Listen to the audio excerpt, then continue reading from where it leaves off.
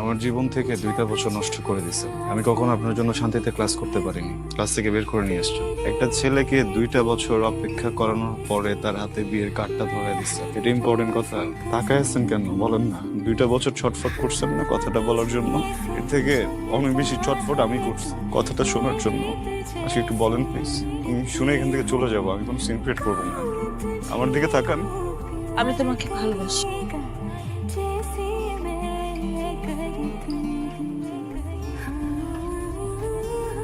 Important কথা শুনলা, বুঝলা, এখন চলে যেতেছো। কি কথা বলো না কেন? কারণ আমি কিছু বলতে আসিনি, শুনতে আসছিলাম। শুনে ফেলছে। আমি কি করব? বিয়ে করবেন, সংসার করবেন। এতগুলা মানুষের সামনে আমি কি বলছি সবাই শুনছে, তারপর আমার বিয়ে হবে তোমার মনে হয়? সরি, ভালো থাকবেন। ওকে।